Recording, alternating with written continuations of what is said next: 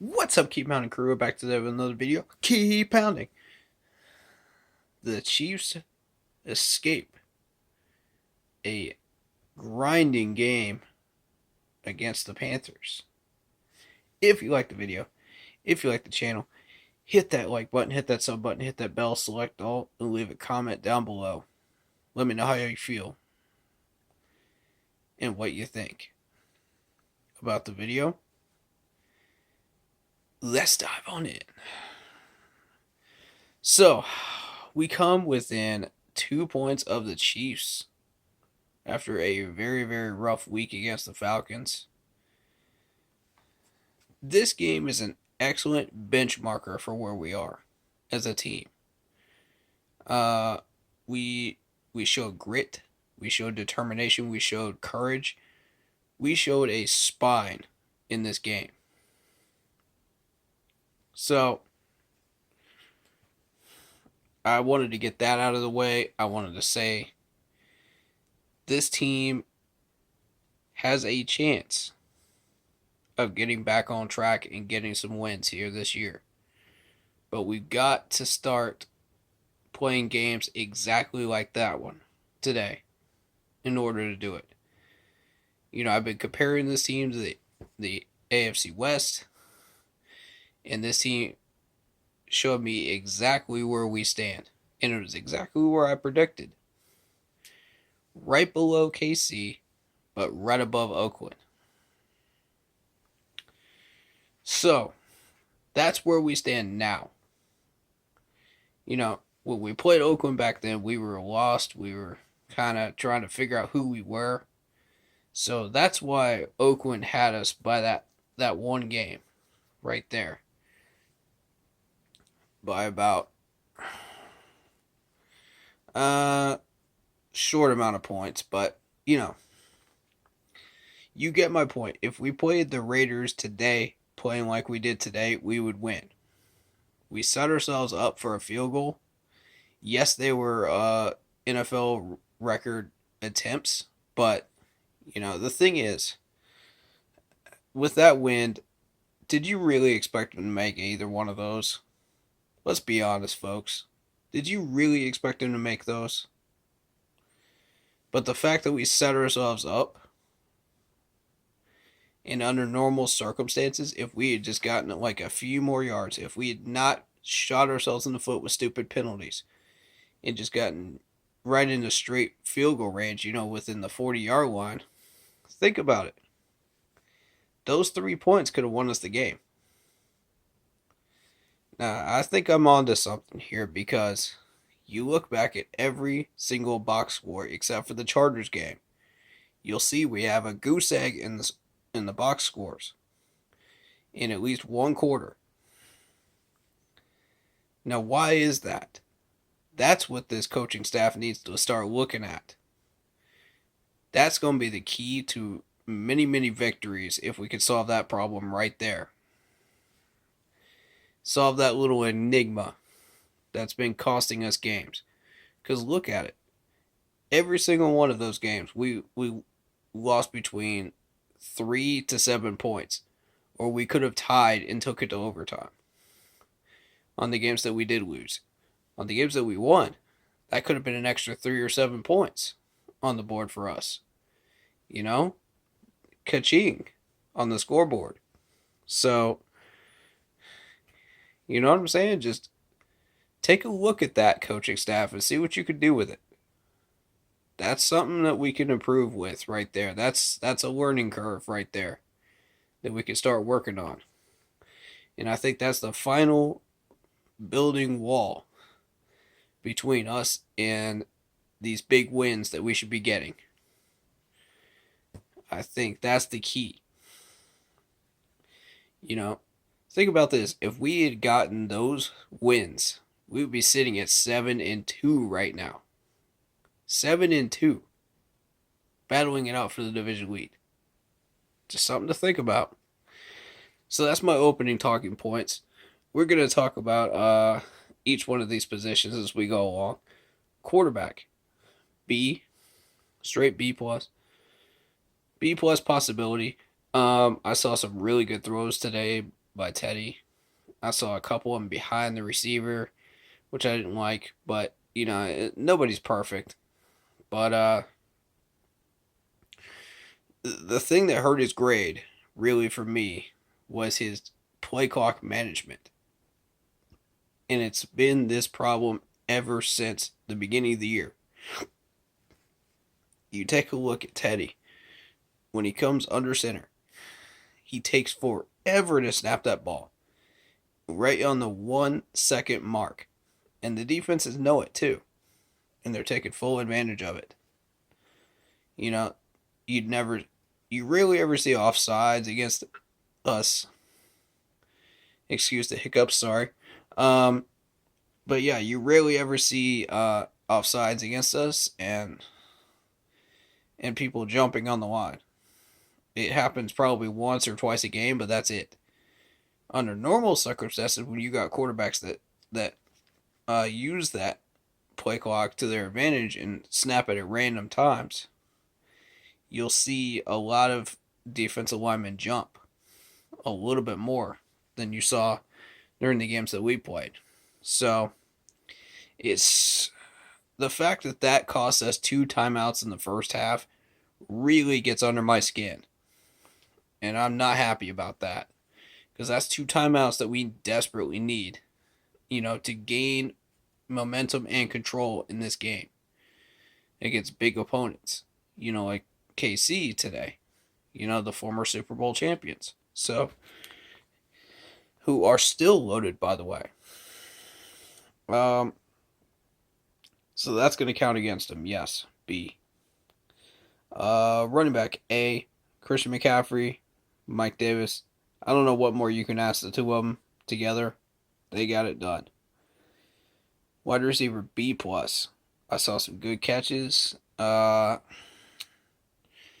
saw some spectacular catches.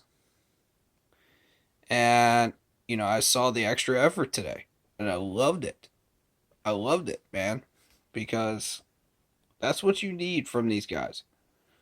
Granted, these guys are not going to be perfect. They're not going to run perfect routes. They're going to make mistakes. It's going to happen against talented teams like KC. And these players are going to throw you off your rhythm. Good example of that is the penalty on Samuel, which should have been an actual penalty on the linebacker for interfering with his route. So just something to think about there. And I thought there was a lot of penalties that did not make any sense to me at all. That frustrated me today. But, that's the roughing crews for you. You're not always going to get a great crew, so. And, that's a B+ for me. So, tight end, B+. Mostly non-factor with Ian Thomas. He did get that one catch. And he almost had the touchdown with the second one, but honestly, that was well covered. And Teddy threw that one a little bit off, to be honest. So, I don't see that one turning into a touchdown or a catch. Sorry.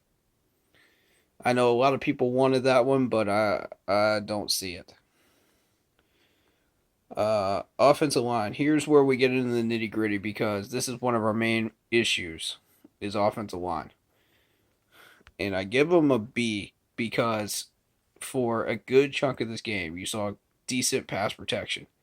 Enough for Teddy to get that ball out of there with the 2.2 release time that he's famous for this year. Actually, most people don't know that number, but yes, that's in the top 5 of quarterback release times. So, very impressive, but it's because of the type of offense that we run. So, but you rate that versus a lot of the other teams that run the same type of offense, like that short dump off pass, short passes. That's popular in the league right now. So, pretty good. Run blocking was good. We got some holes opened up for Christian, and Mike Davis got that one run for three. That was nice. So it kept the drive going. But I also saw some penalties, man. Mm. Penalties, penalties, penalties. We had 12 penalties in this game. That can't fly, guys. That can't fly. If you want to win a game like this, you cannot have 12 penalties. You can't do it. We're just shooting ourselves in the foot. Yes, granted, four of those, probably maybe five, were garbage penalties that should not have been called against us, but I'm not happy with the fact that we ended up with a total of 12 of them that cost us over 80 yards. That's most of a football field, ladies and gentlemen.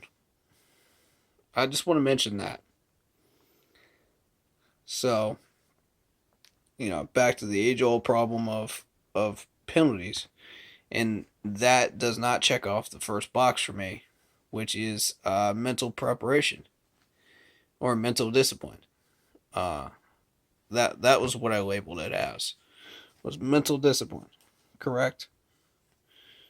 Let me double check that. Yes, mental discipline. So that does not check that box off for me.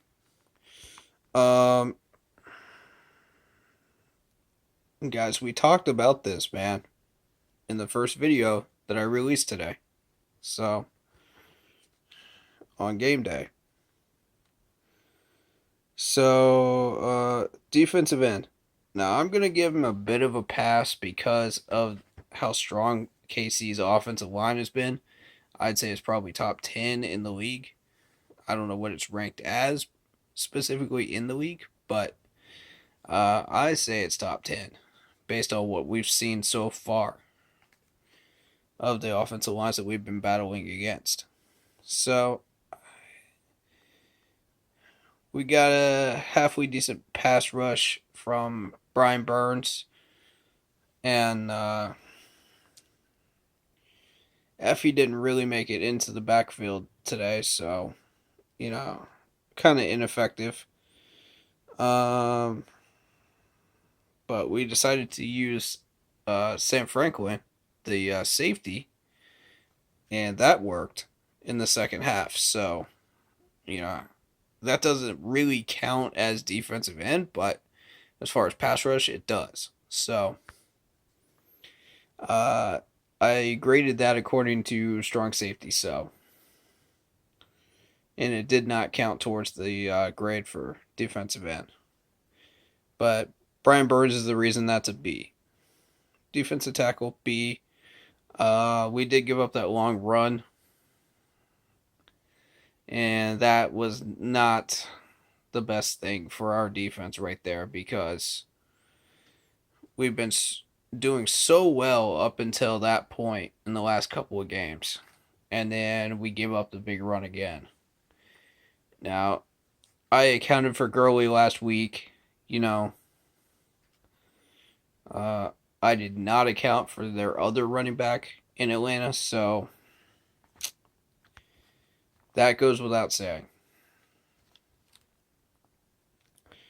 I did not actually get to see the play where they got a bunch of rushing yards on a draw play. I would assume it's a draw play because the network cut out for that specific play in my area, or perhaps regionally, but we'll let that one go. So B for defensive tackle. B for linebackers. Tahir Whitehead, non-factor. Non-factor today. Did not exist. He was a ghost. Shaq got things done. He played well. He even got one pass deflection, the only one of the game for us. And remember, that was a goal that I had in mind for this team, was pass deflections. So I'd like to see more of that in the near future. And Then we move on to corner C plus. I saw some soft coverage. We've been playing soft coverage all year though, so I won't really count that massively against us. But the things that really lowered that grade were Douglas giving up the 2 touchdowns, and I saw a little bit of lazy defense from Corn Elder again, coverage wise mostly, but we did not look great at corner. I'll tell you that. But corner is really our weakest position on defense at the moment, besides the pass rush and middle linebacker. So, I don't know how much of a break you guys want to give corners, but I don't know. I don't feel like I could do it based on what we have. That's up to you though. I'll leave that up to you in the comments below. Free safety, you got Trey Boston, who had a actually decent game today. B plus. I gotta give credit. He did miss one tackle, but I mean he got stiff armed into next year when he missed that tackle. So, I don't count that against him. That was just their guys being dominant. Not much you can really do. Strong safety, Sam Franklin came in to replace Jeremy Chin today. Great job from him. We did get 1 sack, 1 tackle for a loss, I believe, from him as well. So, great job. He got like 3 quarterback pressures, I believe, at least. So, no one else was even mildly successful at getting past that line until the second half, until he started doing it. And then we found a gap in that line. And it started making Patrick a little bit nervous, I'll tell you. But Patrick, being the cool cucumber that he is, he finds a way to get those passes completed. Because he's just that good. What can you say? You're battling one of the best quarterbacks in the league, if not the best quarterback currently this year. Um, that's up for debate. That really is up for debate. Everyone's gonna have their favorite quarterback in that race, but it's up for debate. But yeah, A grade for Sam Franklin today. Can't ask anything more of him. He made his tackles. He got it done. Special teams, A minus. I'm not taking off any part of this grade for missed field goals. Those were career long and NFL record attempts, by the way, that he missed. And the win was just nuts. There's no way he's making either one of those. I do give credit for the fake punt. That was genius. No one was looking for that at all. Beautiful. Beautiful, beautiful, beautiful play. And I can't really take off for the onside kicks because that was really Matt Rule's decision, both of them. As far as the timing of the first one, I don't know. I don't know if I would have done that. I mean, either way, you're probably going to give up 7, but at least playing the long field, you got a chance to stop them and maybe only give up 3. So, that's a game time decision. I don't envy the coach. You got to make tough decisions like that. That's tough to make, and you only get a little bit of time to make that decision. So you got to make it count. And I admire Coach Rule for putting all his cards on the table today and growing a spine, against this KC team. That's what you got to have to play against the big dogs, man. You got to have a spine. So respect to him for pulling out all the stops and making Andy Reid nervous over there on the sideline. So, I mean, both teams really, really put it all out there today. You could tell. And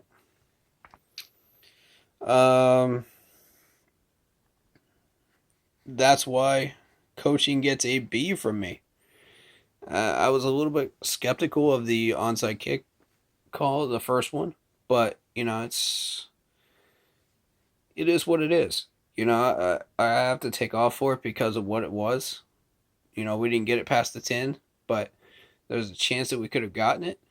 So that's kind of on the special teams a little bit, slightly. So you gotta kind of take off a little bit there. Play calling B. It was better today, much better. We still got a little bit of work to do on that, particularly in the red zone.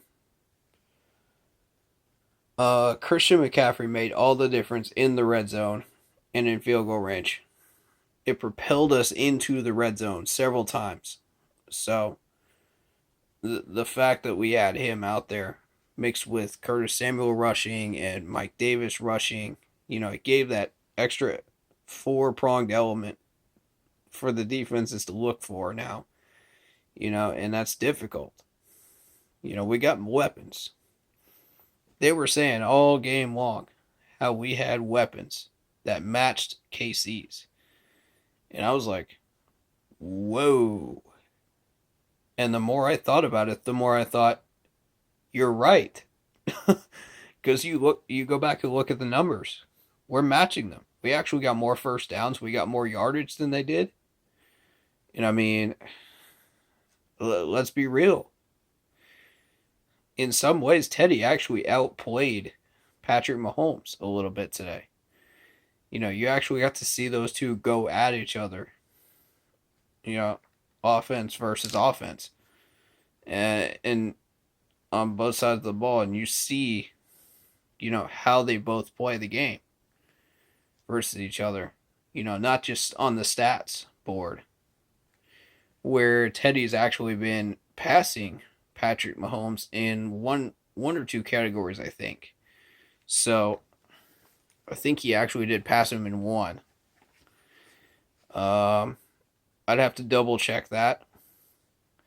And I will do so, and I'll have that for you in the live stream on the Keep Pounding live stream page. Be sure to join that if you haven't already.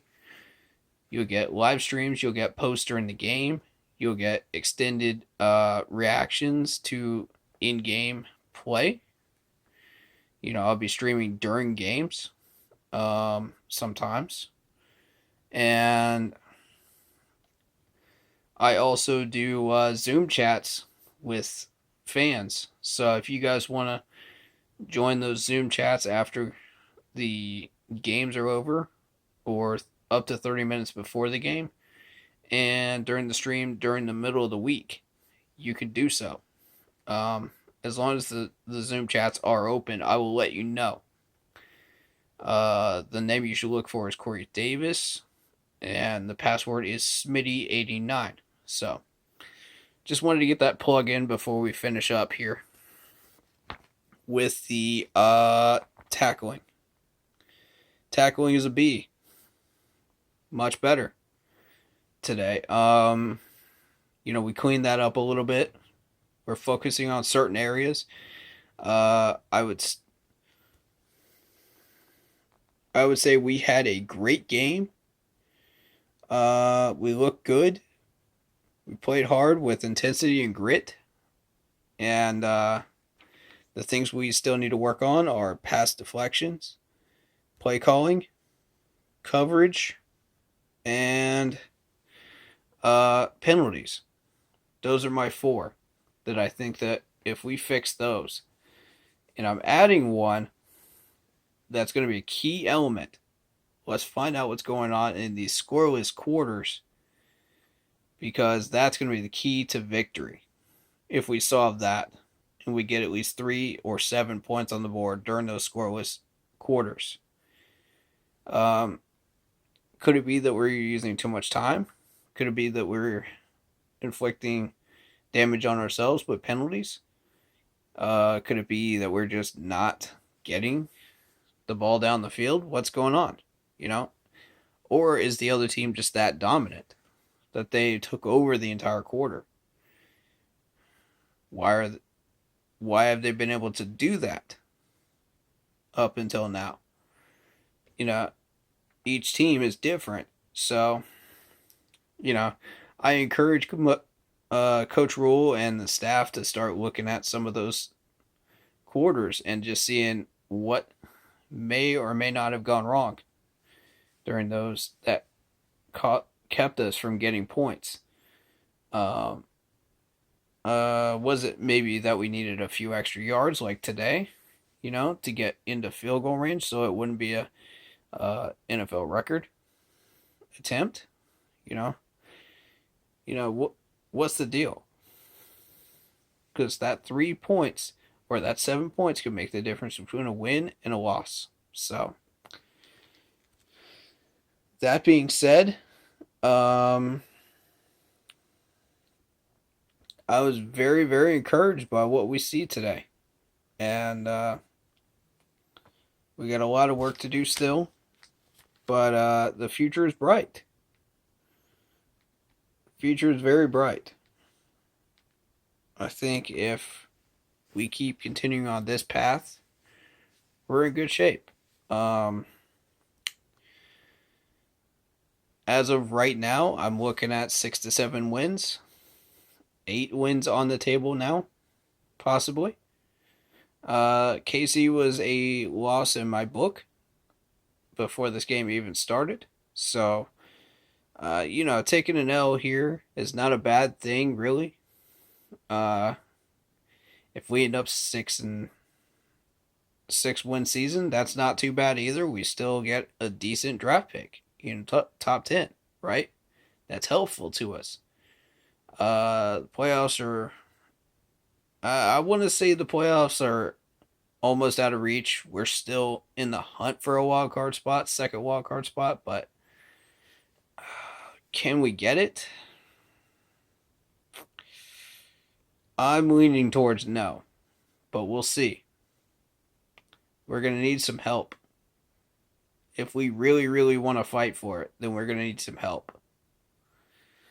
And Tampa getting blown out by the Saints, that's a good start towards that help. But we're going to need more. So, that's where you guys come in with the comments. Let me know what you thought of the game. Let me know what you thought of my commentary and my thought process on this. And my idea to start checking the third and fourth quarter and that scoreless quarter every game, and let's see if we can get some wins going forward. I would really like to at least get to 8-8. That would be a happy spot for me. I would be satisfied knowing that we rebuilt this team and we ended up exactly where we were last year with the talent that we have versus the talent we had last year. It's cheaper, it's younger, and it's something to build around. Not just a bunch of veterans on the team, but we have some speed, we have some energy, we have some drive, we have some hunger on this team. And these guys are willing to go out and sacrifice their bodies. Like Teddy Bridgewater with that huge, huge play, man. That was crazy. That's the type of energy we need. If that doesn't get you on board the Teddy Two Gloves train, I don't know what does. Because at this point, there's nothing else that will convince you. Because if that doesn't energize your sideline, I don't know what will. That was a crazy, crazy fourth down conversion by Teddy Two Gloves, man. Oh, man. Love it. Love it. We need more of that. That is exactly what I meant when I said roar. in the first video. That's exactly word for word in a active play situation what I am describing as roar. Play aggressive, play determined, play physical. Be a predator. Don't just be prey every game. Be a predator. And now I'm going to add to that. Be a predator for all 4 quarters. Don't just be a predator for 3 quarters. Don't be a predator for just 2 quarters. Be a predator for all 4 quarters. Or we're going to be prey. And that's the bottom line. We checked off 4 boxes today. We couldn't check off the mental preparedness. But I'm very, very impressed with this team and where we're heading. We have a bright future ahead of us once we get all the pieces that we need in the offseason, plus solve the scoreless quarter issue, and we do all the little things right. This team could be on a path for a bright, bright future. So, a lot of people are happy. I've read some of the comments. I've heard some of the commentators and YouTubers saying some really positive things. So, I'm encouraged. They see what I see. So, when you're looking long-term future and you're looking at what we're looking to do as a team, with the rebuilding process that's going to take 3 years at least to get fully updated and where we want it to be. Long term, we're looking really good. This is a really great starting point and a great starting building block for us. Let's keep it going. Let's keep working on those small things. And as always, let's keep pounding.